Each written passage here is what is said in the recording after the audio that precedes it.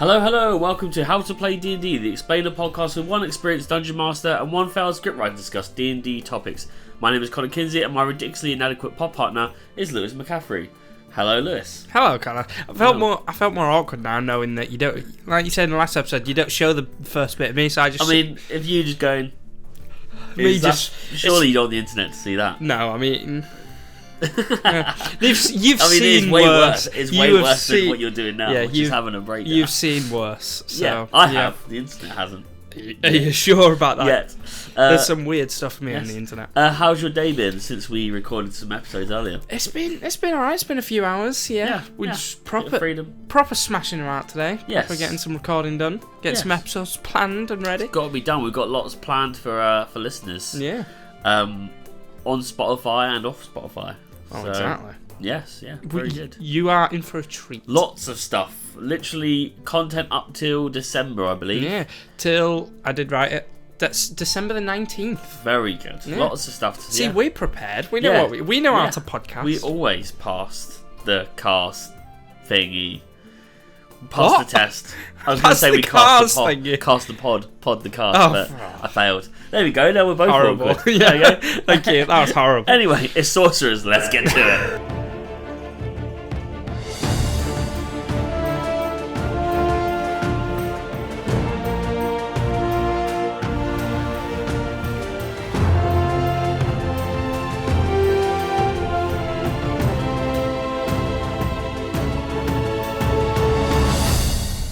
Okay, so today's episode is on Sorcerers. D&D's middle child spellcasting class has come to visit, and you're not allowed to go back in your room until they've left.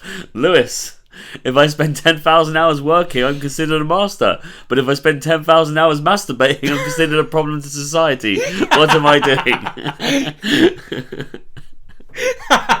First of all, recovered it. Yeah, you did. I'm a hero. I'll give you that. The description of Sorcerer, the middle child, I completely agree with. I love that. 100%. I don't think I've ever met anyone. I've not played in a game or DM'd for a game where someone's a sorcerer. I think I'm playing as a couple of times, but yeah. Sorcerers, they can be fun, but anyway, we'll get. I'm sure they are. I'll get into that after. What you're doing.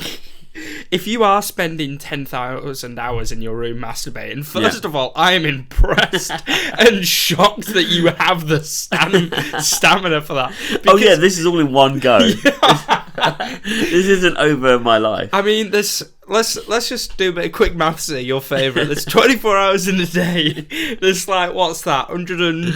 I've not slept. I've not slept. I'm not going to tell you how I've stayed hydrated.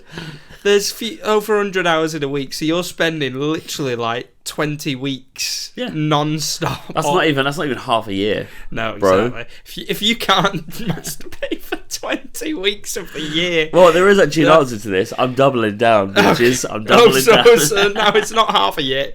You're just staying in your room for a full year. Okay. Can you summarise the type of class a sorcerer is? Yes, so a sorcerer is a full caster, but... I think we've mentioned this in either the Wizards or Warlocks.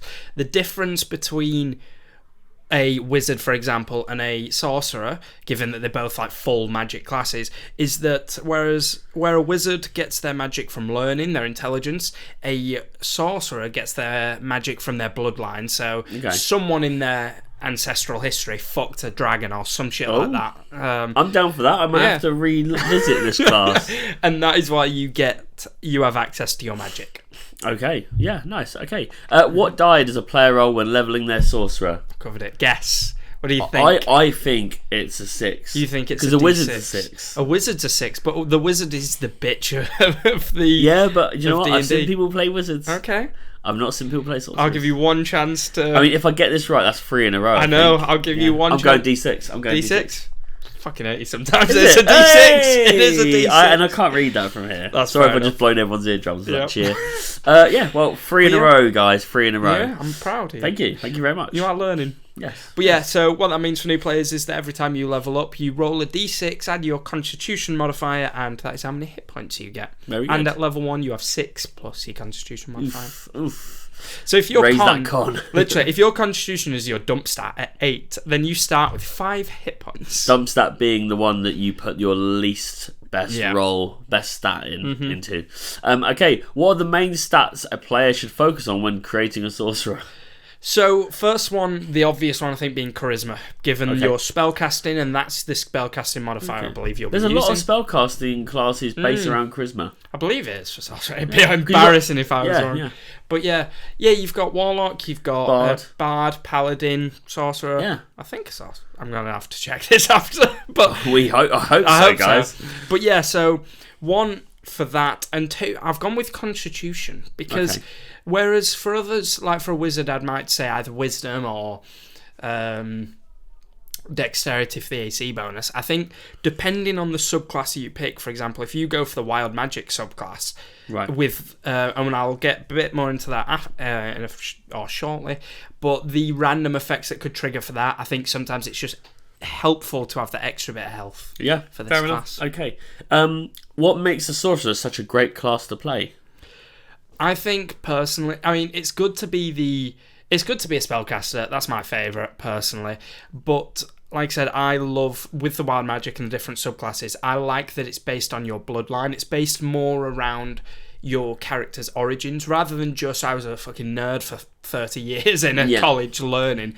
It feels like it's more ingrained in your character. Right. And like I said, the wild magic table, which is massive for sorcerers, to summarise without going into subclasses too much, what it means is whenever you cast a spell, wild magic has a 5% chance to trigger, and then you roll on a D100 table and there's a random effect that happens. That can be anything from teleporting you to another plane to summoning a beholder. It can be anything. Okay, yeah, so it's quite a gambling class. I know it's a low chance, but it's more than what you're going to get out of the wizard, I suppose. Exactly. I just like there to be elements of not missed, but unknown. Yeah, there's you don't know what's going to happen. There's a surprise to it. Yeah. Exactly.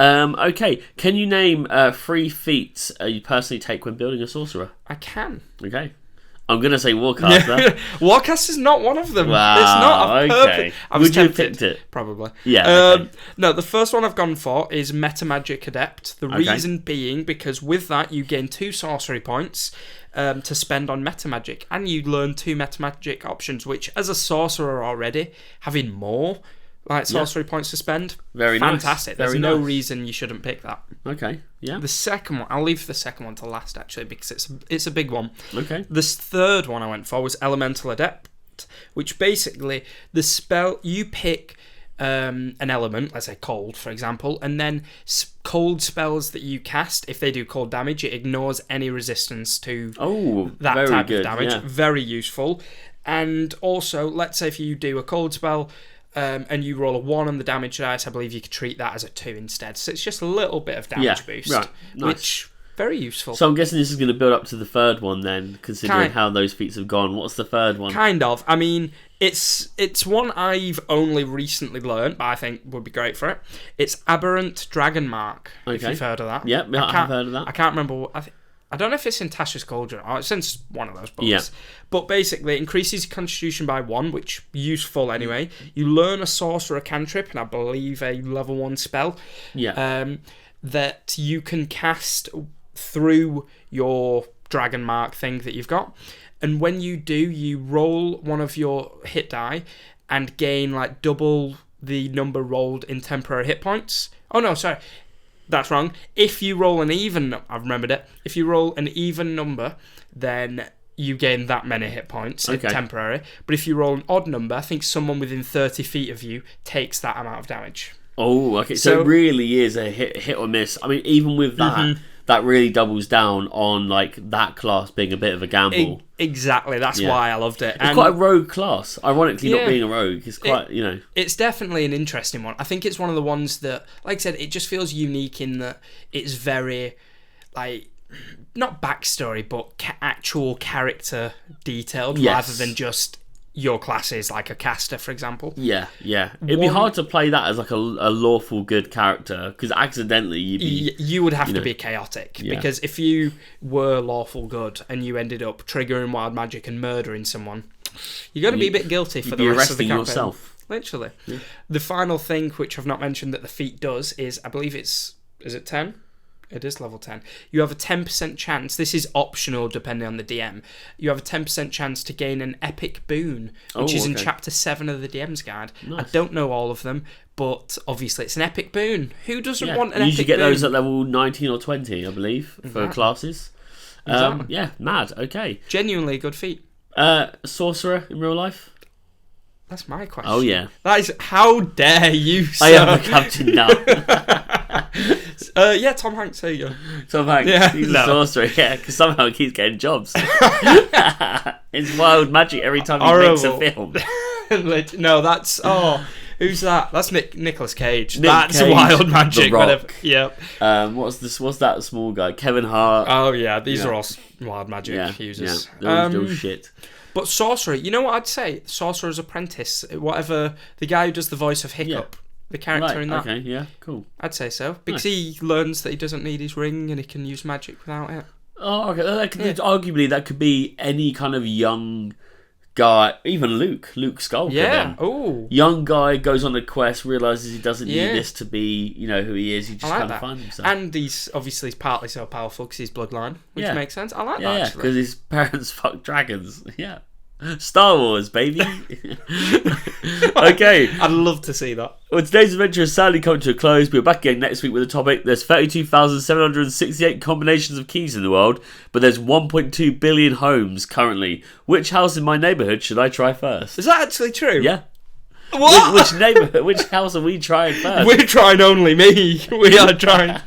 Oh. And as always, thank you for tuning in. And if you like to join in on the D&D action, then please follow us on Instagram and TikTok at HousePlayD&D, or check out the link in our bio to join our Discord server. And for extra content, different episodes, BTS of sessions, bloopers, blogs, early access to episodes, and even live Q&As, check out our Patreon at patreon.com/howtoplayD&D. That's becoming a real mouthful. It's so much. I've been Connor Kinsey. I've been this week, Alfred. Good day. Goodbye.